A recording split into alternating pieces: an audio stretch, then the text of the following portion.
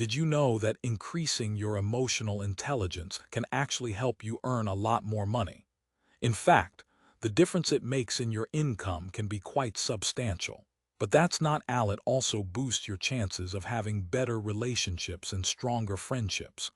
Plus, it can help you rise higher as a leader in your field. Basically, it elevates your entire game across every area of life. So, what exactly is emotional intelligence, and how can you improve it if you want to do better overall? In this story, I'll walk you through the origins of emotional intelligence, explain its four main parts, and show you how to apply them in your everyday life. We'll focus on practical ways to use these skills and what kinds of real results you can expect. First, I'll give a quick overview of what emotional intelligence is, then share a case story, and finally, discuss how it ties into the philosophy of Stoicism. If you find this helpful, consider liking and subscribing because there's a lot of value to gain here. But before we jump in, let's talk about why this matters. Everyone, regardless of who you are or what you do, experiences emotions. That's just part of being human. But here's the truth that many of us struggle with managing those feelings. Most folks think there are only two options when it comes to emotions. Either feeling everything intensely to the point of overwhelming yourself or shutting down completely, acting like a machine or a robot. But the ancient Stoics discovered a third way. They realized you could feel deeply without becoming numb, and you can genuinely care for others without letting them control your feelings. By combining this with the modern idea of emotional intelligence, you get a powerful strategy for success in life. The thing is, talking about emotions can get pretty messy. For example, if two people are in a relationship that's full of nightly fights, how do we figure out who is more emotionally intelligent? What we can do instead is break the emotional knot into smaller, manageable parts. This makes it less complicated and much easier to improve. Honestly, it's this ability to analyze complex emotional situations that makes the idea of emotional intelligence so useful. Let's start by defining what emotional intelligence really is. It's a way of thinking about emotions that was developed back in the 1990s by Peter Salovey, who was then president of Yale, and John Mayer, a psychology professor. These two came up with this framework after studying how emotions work. They identified four key parts that work together to create emotional competency, an essential skill for the modern person. The four components are: first, perceiving emotions. That's your ability to identify and recognize feelings in yourself and others, reading facial expressions, body language, tone of voice, and other emotional signals. People who are strong here can quickly pick up on these cues and understand what someone is feeling even when it's not openly expressed. Second is using emotions. This means harnessing your feelings to make better decisions and improve thinking, instead of letting your feelings take over completely.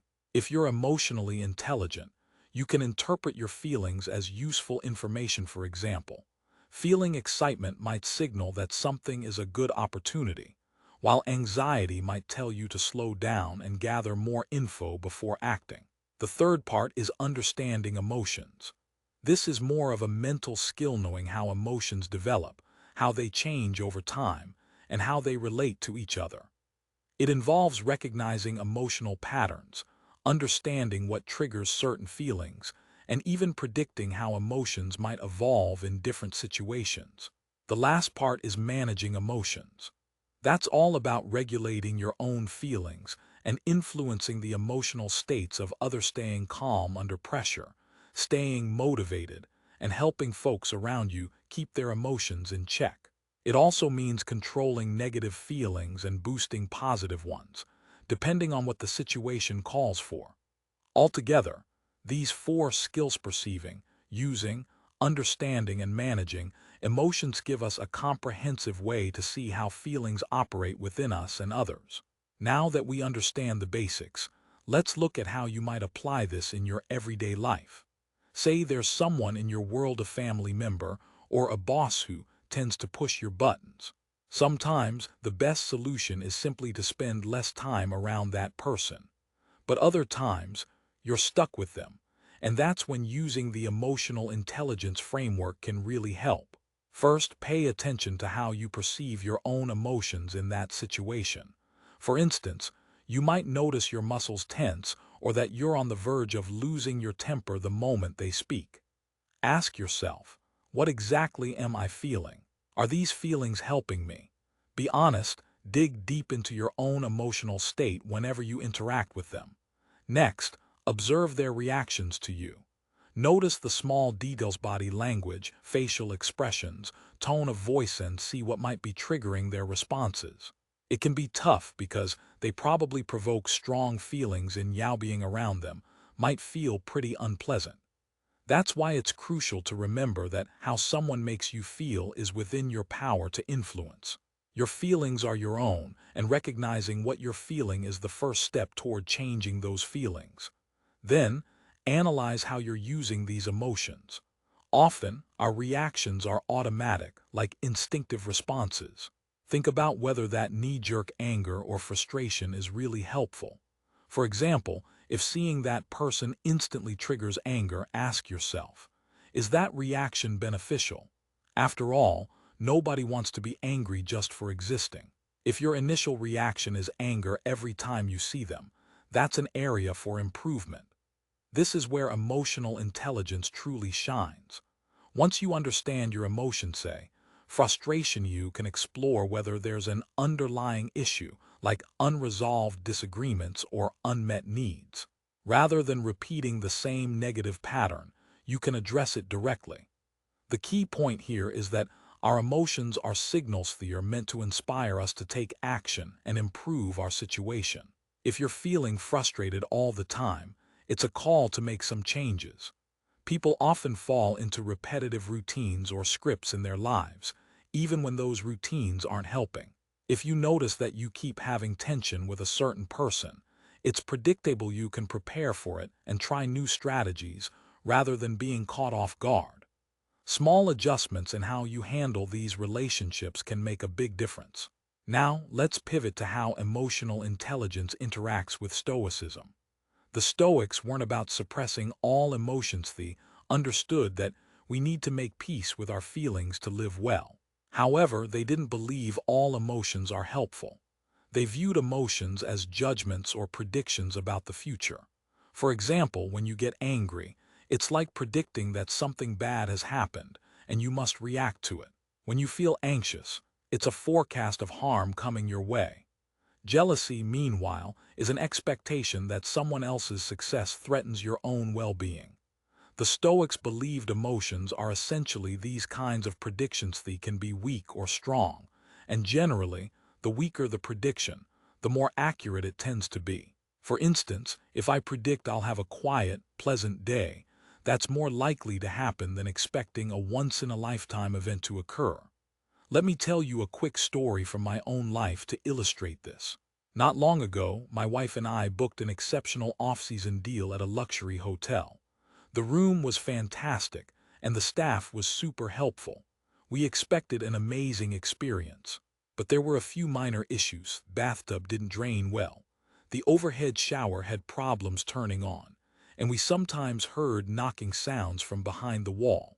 These were small annoyances, not deal breakers, but they taught me a lesson. When your expectations are sky high, even tiny inconveniences can ruin your day. If I'd gone in expecting the worst, I might have been more okay with the problems. If I'd been euphoric, I could have been deeply disappointed. Viewing emotions as predictions helps you see that moderate feelings are usually more reliable. For example, being overly excited about a date might lead to disappointment if everything doesn't go perfectly. On the other hand, going in with low expectations often makes the good moments feel even better. This reminds us that some emotional reactions are better suited to our lives than others. The Stoics taught that the initial flash of emotion, first reaction, is natural and unavoidable. But what we do afterward is within our control. That's what they called the discipline of desire, learning to want what truly benefits us and not getting caught up in destructive feelings. For instance, you can't stop being angry when someone cuts you off, but you can control whether you dwell on that anger or choose to let it go. These intense, destructive emotions, what the Stoics called passionsaire errors, to be tamed through reason. They're not your everyday feelings of happiness or mild frustration. They are storm clouds that can hijack your thinking and make things worse. Imagine your emotions as a car's fuel. You can't put gasoline that makes the car go 500 miles per hour if it's only capable of traveling at 200 mph. That extra fuel would cause the engine to explode. The same idea applies to feelings. If your emotions are too intense or powered by the wrong fuel, they can overwhelm you or lead you astray. Emotions should be proportionate and appropriate for your life circumstances. If your current feelings are too intense or aren't helping you make good decisions, it's time to moderate them. In today's world of endless streaming on Netflix and Amazon Prime, people often forget that emotions aren't just here to entertain us. They serve a practical purpose, helping us navigate our environment and achieve our goals. If your feelings aren't doing that, it's worth giving them a serious review. For most people, constantly feeling strong emotions can throw their lives out of balance. Their feelings often aren't scaled properly for the realities they face daily. That's why it's smart to take this framework: emotional perception, understanding, use, and management, and combine it with Stoic principles to live your best life. Start by sharpening your perception. Most folks believe they're pretty good at reading emotions, but studies show that we actually tend to be pretty bad at it. We often project our own feelings onto others and miss the obvious cues right in front of us. So slow down. Pay attention to what's happening in the moment. When someone says, "I'm fine," but their tone, facial expression, or body language tell a different story, trust those signals. Start with yourself too. Check in periodically during the day and ask, "What am I feeling right now?" Don't judge or try to change that feeling, just notice it. You might realize you've been carrying tension in your shoulders without even noticing, or that you're more frustrated than you initially thought. When interacting with others, look for inconsistencies, times when their words don't match their body language or facial cues. That incongruence can tell you a lot. Also, learn from your own emotions. Think of feelings like an advanced warning system. Anxiety might be alerting you that something needs your attention. Anger might indicate a boundary has been crossed.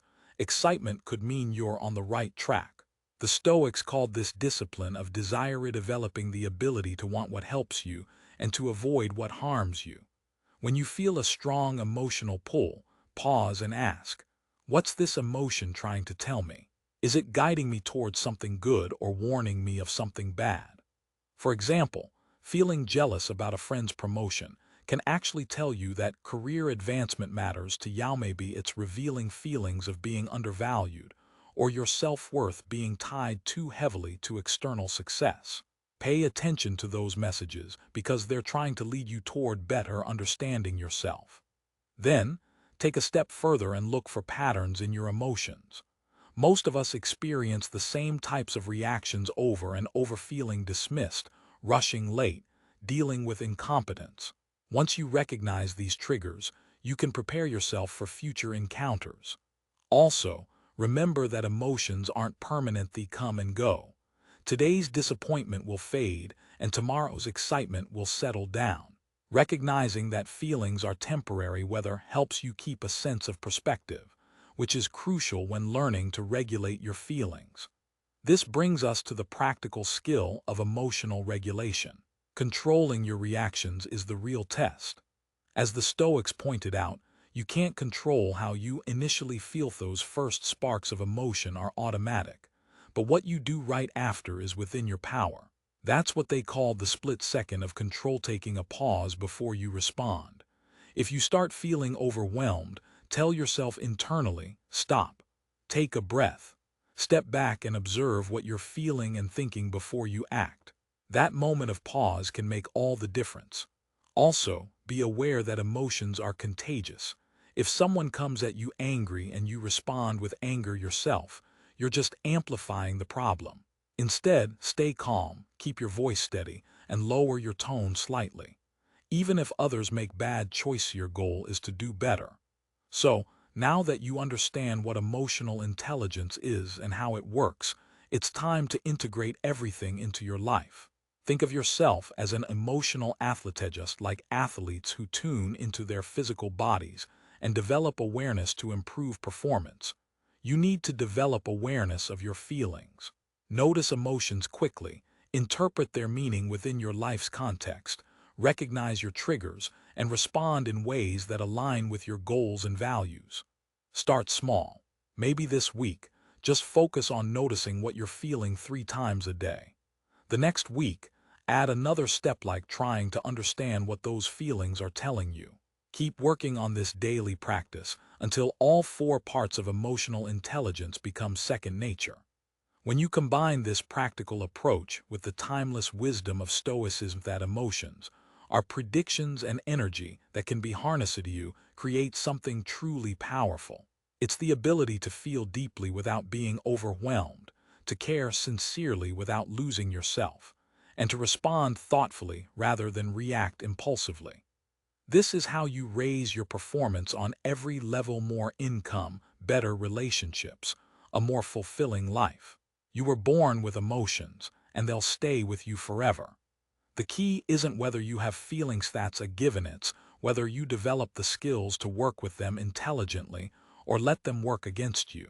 Your feelings are waiting to serve you, and now you know how to put that into action. Leave a comment about your progress or tell us your favorite lesson from this story if it resonated with you.